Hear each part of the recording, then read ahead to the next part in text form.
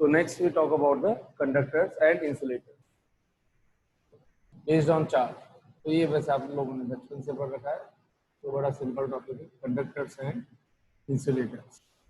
तो जल्दी से मैं 2 मिनट में इसको कंप्लीट कर देता हूँ। What are conductors and what are insulators based on the charge? Those materials which allow to pass electricity, जो आप पढ़ चुके हो, are called conductors। और हमें पता है इलेक्ट्रिसिटी क्या होती है, the rate of flow of charge with respect to time, यानी कि चार्ज। इसका मतलब ये बोल दूँ, those materials through which the charges can pass very easily are called conductors, and those materials through which charge cannot pass or those materials in which the number of free electrons, free charges are very much, then such materials can allow to pass, or through these materials charge can pass easily since there are plenty of free electrons, and those materials in which the number of charges are negligible, number of charges of free electrons are negligible, then through these materials the charge cannot flow as charges are not present. That's why these materials are called insulators. So 2 point ध्यान रखने हैं conductors charge के base पर। पहली चीज, number of, अच्छा charges किस form में ले रहे हैं, बार बार मैं बता रहा हूं, तो इस चीज को अब आपको समझ में आ जाना चाहिए। चार्ज, कौन सा चार्ज फ्लो होगा, जितने भी कंडक्टिंग मटेरियल्स होते हैं, free electrons. And what are free electrons, अगर ये कोई एटम है तो इसके आउटर मोस्ट शेल के अंदर जो इलेक्ट्रॉन्स प्रेजेंट होते हैं उनको बोलते हैं क्या, वैलेंस इलेक्ट्रॉन। ठीक है, तो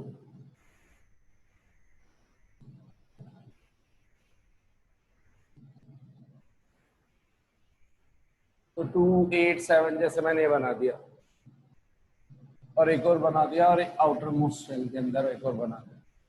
तो मान लीजिए 1 है, 2 है, 3 है, ऐसे जो भी है, हम ये बोल रहे हैं साहब फ्री इलेक्ट्रॉन्स सबसे पहले चीज वो होगा जो जिसको हल्की सी भी एनर्जी दें और वो अपने कॉन्स्टिट्यूएंट एटम का साथ छोड़ दे, बाहर आ जाए, वो कहलाएगा फ्री इलेक्ट्रॉन। जैसे अगर ये वाला ऑर्बिट नहीं हो तो इसके अंदर अभी 7 इलेक्ट्रॉन्स हैं, तो सबसे पहले तो जो आउटर मोस्ट शेल के इलेक्ट्रॉन्स बोले जाएंगे, ये सब 7 के 7 कहलाएंगे वैलेंस इलेक्ट्रॉन। अब वैलेंस इलेक्ट्रॉन के अंदर से फ्री इलेक्ट्रॉन कौन होगा, वो इलेक्ट्रॉन जिसकी टेंडेंसी अपने एटम से बाहर आने की हो रखी हो। क्या, वो इलेक्ट्रॉन जिसकी टेंडेंसी बाहर आने की हो रखी हो। फॉर एग्जाम्पल, एक क्लासरूम है, क्लासरूम के अंदर टीचर बैठा हुआ है, सारे बच्चे सबसे आगे उससे पीछे बैठे हुए। तो अब इसके अंदर मान लीजिए अगर कोई ऐसा बच्चा हो जिसकी टेंडेंसी की टीचर इधर उधर हो और मैं कैसे भी करके बाहर निकल जाऊं, या कोई आ जाए और मुझे तुरंत ले जाए, अगर ऐसी टेंडेंसी हो तो वो कहलाएगा फ्री इलेक्ट्रॉन। और अगर ऐसी टेंडेंसी नहीं है तो जो आउटर मोस्ट शेल के इलेक्ट्रॉन्स है वो वैलेंस इलेक्ट्रॉन तो बोले जाएंगे। तो वैलेंस इलेक्ट्रॉन में वो उस इलेक्ट्रॉन की टेंडेंसी जिसकी बाहर आने की हो। क्लियरली अगर यहाँ पे बात करूं 2, 8, 7, ये कॉन्फ़िगरेशन हुआ क्लोरीन का, क्लोरीन कहलाता है नॉन मेटल।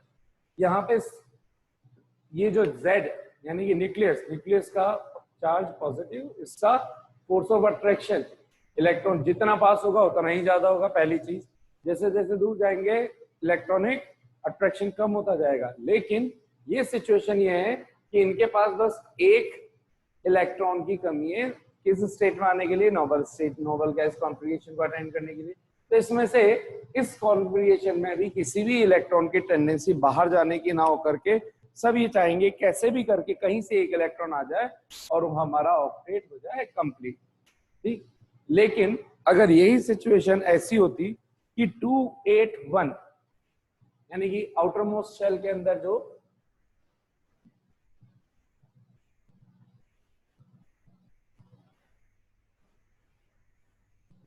ये अगर आउटर मोस्ट शेल बनाया 2, 8 और 1, अब क्या हो गया, इससे बात करने वाला कोई भी नहीं दिख रहा, बेचारा बोर हो रहा है पीछे पीछे अकेला बैठ करके, तो इसका मन बार बार भटक रहा है, इसको भटके आ रहे हैं बार बार कि यार कैसे भी करके साली क्लास खत्म हो जाए, मैं बाहर निकल जाऊं, कोई आ जाए या टीचर इधर उधर हो जाए, मैं निकल जाऊं। तो ये वैलेंस इलेक्ट्रॉन भी है, और जैसे इसको एनर्जी दी तो ये इसके एटम से बाहर आ गया, बाहर आकर के ये बन चुका है फ्री। अब ये आजाद है इधर उधर घूमने में। तो अगर ये कोई मेटालिक सरफेस है तो वो सभी इलेक्ट्रॉन जो वैलेंस शेल से कंडक्शन शेल में आ जाए तो वो इलेक्ट्रॉन अपनी ही सरफेस पर, एटम का साथ छोड़ चुके होते हैं, अपनी सरफेस पर कहीं पे भी मूव कर सकते हैं, ऑन द सरफेस, हवा में नहीं। तो एटम से बाहर निकलेंगे, रहेंगे मटेरियल के अंदर ही, लेकिन अपने कॉन्स्टिट्यूएंट एटम से बाहर आ चुके होंगे, यानी कि वैलेंस शेल से कंडक्शन शेल में आ चुके होंगे। तो ऐसे इलेक्ट्रॉन्स को बोला जाता है फ्री इलेक्ट्रॉन। तो free electrons are responsible for the flow of charge, of flow of current. तो कंडक्टर्स क्या? तो कंडक्टर्स वो जिनके पास हो plenty of free electrons, ठीक। और जब बहुत ज्यादा फ्री इलेक्ट्रॉन्स होंगे तो वो फ्री है मूव करने के लिए भी, तो दो कंडक्टर्स में होने चाहिए, पहला point plenty of free electrons and passing through those materials through which those materials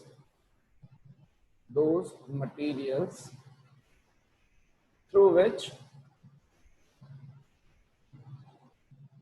free electrons और बोले तो charge can pass very easily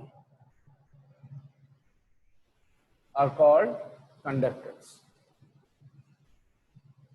So conductors possess a lot of free electrons. इसका उल्टा हो जाएगा इंसुलेटर्स, इनके अंदर होंगे या तो कोई फ्री इलेक्ट्रॉन ही नहीं होगा, जैसे मैंने बोला क्लोरीन का एग्जांपल दिया, ये इसका एग्जांपल हो गया सोडियम का, Na atomic number 11 281 configuration, Na की टेंडेंसी 1 इलेक्ट्रॉन लूज करने की होती है, that's why it is categorised under metals.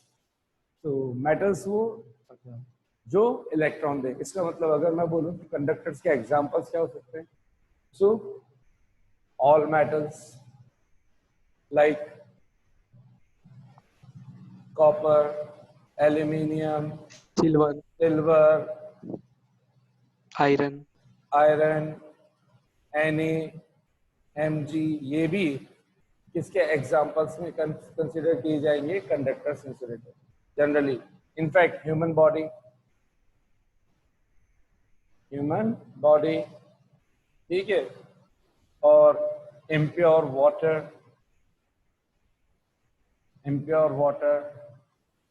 ठीक है,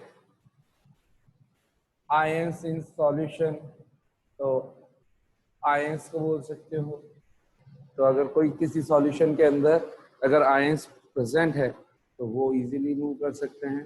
तो चाहे वो गैसियस आयन हो, चाहे वो सॉल्युबल आयंस हो, उन सभी को हम बात करें। इंसुलेटर्स क्या हो जाएंगे? दोज मटेरियल्स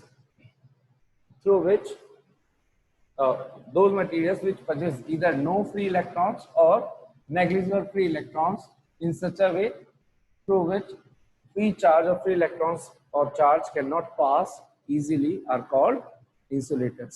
तो insulators के examples क्या क्या हो जाएंगे? डायरेक्ट लिख देता हूँ, non metals, almost all non metals, almost। क्या ऐसा कोई नॉन मेटल है जो कंडक्टर की तरह बिहेव करता है? है भाई? Is there Graphite. Very good. So graphite is the form of carbon which is categorized under non-metal, but still it can conduct the electricity. Okay. So that's why I have written almost non-metals. Like क्या हो जाएगा आपका? Chlorine हो गया, जो भी आप लिखना चाहोगे न्यूट्रल फॉर्म के अंदर। आयनिक फॉर्म की बात नहीं कर रहा हूँ, आयन जो भी बन गया वो इधर आ जाएगा। कोई कहेगा O- तो आयन हो गया, तो आयनिक फॉर्म में अगर कुछ भी बोलोगे तो वो इधर रखना है। ऑलमोस्ट ऑन नॉन मेटल्स, तो वो न्यूट्रल स्टेट की बात कर रहे हैं हम, है ना। Cl2 इस तरीके से, N2 एटसेट्रा, फॉस्फोरस वगैरह। अच्छा, और उसके अलावा क्या एग्जांपल होते हैं? Paper, dry would, plastic, rubber, etc. So all these are called non-metals, insulators or non-conductors. ठीक है। सो सर डिस्टिल्ड वाटर पे हो सकता है क्या? डिस्टिल वाटर को भी आप मान सकते हो, प्योर वाटर उसका रीजन ये होता है कि प्योर वाटर के अंदर अगर जब तक हम इसका इलेक्ट्रोलिसिस नहीं कर रहे हो तो प्योर वाटर के अंदर सभी के सभी पार्टिकल्स मॉलिक्यूल फॉर्म में प्योर H2 और इसके अंदर कोई सी भी इम्प्योरिटी नहीं है। तो जब हम इलेक्ट्रिसिटी डायरेक्टली कहीं से इसको वोल्टेज दे भी देंगे तो डायरेक्ट ये ब्रेक नहीं होंगे, लेकिन जैसे ही इसके अंदर कैल्शियम मैग्नीशियम आ गया तो यहाँ पे आयंस हो जाएंगे, तो या तो ये इनसे रिएक्ट करके H2O को ब्रेक करते हुए जाएंगे और या फिर सी के साथ ब्रेक होते हुए चले जाएंगे। तो ये इस तरीके से चलेगा। हाँ भाई, तो प्योर वाटर वाकई में तो पहले एक फेमस क्वेश्चन हुआ करता था कि क्या गंगा जल किस में कंसिडर किया जाएगा, कंडक्टिंग मटेरियल्स में यानी कि कंडक्टर्स या एज ए इंसुलेटर। तो उसका उस टाइम पे आंसर दिया करते कि इंसुलेटर। उसका रीजन था कि गंगा जल को क्या बोला जाता था, प्योर वाटर, जिसके अंदर किसी भी तरह की इम्प्योरिटीज नहीं मानी जाती थी, उस तरीके से उसका आंसर दिया जाता था।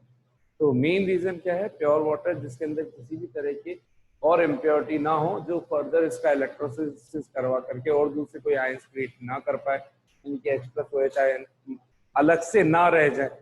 ठीक है, क्योंकि अगर मान लीजिए Ca ने OH H2O के साथ रिएक्ट कर दिया, Ca+2 था, इसने इलेक्ट्रिक करंट यहाँ पे दिया, H2O ब्रेक हो गया H+ और OH- के अंदर, Ca ने OH के साथ अटैक कर दिया और CaOH का होल ट्वाइस बना दिया, तो H+ अलग बच गया ना। अब ये H+ मूव करेगा यानी कि किसी न किसी तरह के आयन फ्लो होंगे और वो कंडक्टर बन जाएगा। तो जनरली जो भी हम वाटर डेली लाइफ के अंदर काम में लेते हैं वो सभी के सभी क्या होते हैं, इम्प्योर वाटर, किसी न किसी तरह के आयंस उसके अंदर मिले हुए होते हैं। इस वजह से इन जनरल अगर सिंपली केवल वाटर लिखा हुआ है तो वो किसमें कंसिडर कर लेंगे हम, कंडक्टिंग मटेरियल्स के अंदर। तो आई होप आप लोगों को ये वाला चीज समझ में आ गई होगी। ठीक है,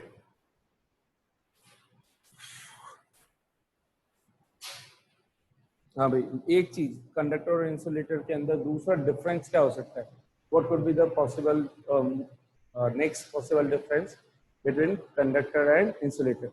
कंडक्टर और इंसुलेटर के अंदर डिफरेंस ये होता है साहब कि जो कंडक्टर्स होते हैं उसको कभी भी चार्ज दे दो किसी भी टाइप के सरफेस से, तो उसको चार्ज देने पर वो पूरा चार्ज उसकी सरफेस पर इक्वली डिस्ट्रीब्यूट हो जाता है।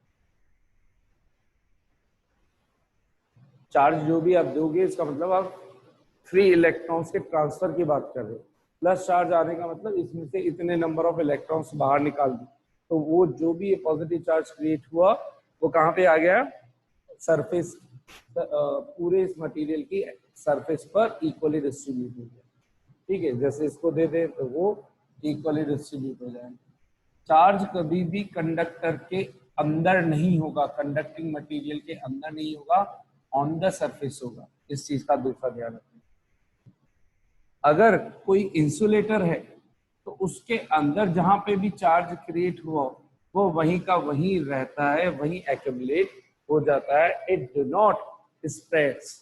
तो फॉर एग्जांपल जैसे प्लास्टिक की चेयर है, उसको हमने रब किया या जैसे हम बैठते हैं, बहुत सी बार आप लोगों ने ऑब्जर्व किया होगा कि हम बस की सीट पर बैठे हैं या प्लास्टिक की चेयर पर बैठे हैं और वुलन क्लोथ हमने पहन रखे हैं, तो बस चलती रहती है, उस वजह से हम थोड़ा से आगे पीछे होते रहते हैं। तो ये इस वजह से हम क्या हो जाता है कि फ्रिक्शन हो जाता है, सीट और हमारी बॉडी वाला जो वुलन क्लोथ है वो टच में आता रहता है, बार बार रब होता रहता है। इस वजह से फ्रिक्शनल एनर्जी के कारण क्या जनरेट हो जाती है, हीट, और उस हीट एनर्जी के कारण बॉडी से इलेक्ट्रॉन निकल जाते हैं, या आप ये बोल दो कि इनके बीच में चेयर या प्लास्टिक और जो वुलन क्लोथ है उनके बीच में क्या हो जाता है, इलेक्ट्रॉन का ट्रांसफर, एक ऑब्जेक्ट बन जाएगा पॉजिटिव, दूसरा बन जाएगा नेगेटिव। हमें इससे मतलब नहीं है कौन पॉजिटिव बन रहा है कौन नेगेटिव बन रहा है, हमें इससे मतलब है कि क्या चार्ज ट्रांसफर हुआ, कि हाँ भाई due to friction charge transfer हुआ, क्योंकि हीट एनर्जी मिली, हीट एनर्जी के थ्रू जिसका वर्क फंक्शन कम होगा उसमें से इलेक्ट्रॉन बाहर निकल करके दूसरे में चले जाएंगे। चले गए साहब, यानी कि एक बॉडी को बोल दिया पॉजिटिवली चार्ज और एक को बोल दिया नेगेटिवली चार्ज। थोड़ी देर के लिए माना कि ये बस की सीट है और ये पर्सन यहाँ पे बैठा हुआ था, तो अगर ये पॉजिटिव हुई है तो ह्यूमन बॉडी को हमने बोल दिया कि नेगेटिव हुई है, यानी कि इसके पास आ गए, एक्वायर हो गए कि इलेक्ट्रॉन्स आ गए।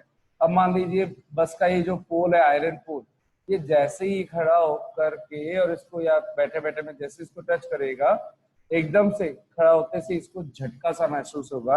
या फिर कोई प्लास्टिक की चेयर पे बैठा है और आप उसको टच करो तो अचानक से एक झटका सा महसूस होता है, जर्क महसूस होता है। We feel that kind of jerk. It is only and only because of that accumulation of charge. जो चार्ज यहाँ एक्यूमुलेट हुआ वो तो ह्यूमन बॉडी में हो गया, ह्यूमन बॉडी पर अभी फैल गया। अगर इंसुलेटर वाला कपड़ा पहन रखा है तो वो उसी जगह एक्यूमुलेट हो गया, लेकिन क्योंकि ह्यूमन बॉडी टच में आपके ऊपर आ चुका है एक्स्ट्रा चार्ज, वो एक्स्ट्रा चार्ज जैसे ही दूसरा जना टच करेगा उसकी बॉडी से पास हो जाएगा। तो उसकी बॉडी से पास होने से पहले वो आपकी बॉडी से पास होगा पूरा का पूरा, तो आपके अंदर क्या चलेगी, करंट चलेगी।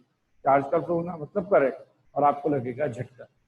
ठीक इसी तरह से जबकि प्लास्टिक की चेयर या कोई सा भी जो मटेरियल इंसुलेटर की बात कर रहे हैं, उसको जिस जगह से रख किया जाएगा that charge will stay only and only there, it can not move. Unlike conductor, conductors के अंदर ध्यान रखना है चार्ज का डिस्ट्रीब्यूशन होगा इक्वली और all over the entire surface. जबकि इंसुलेटर में अंदर चार्ज क्रिएट हुआ है तो अंदर ही रहेगा, बाहर चार्ज क्रिएट किया तो बाहर ही रहेगा, जिस जगह किया है वो उसी जगह पे बना रहेगा। हाँ भाई, कितने को ये चीज अच्छे से समझ में आ गई।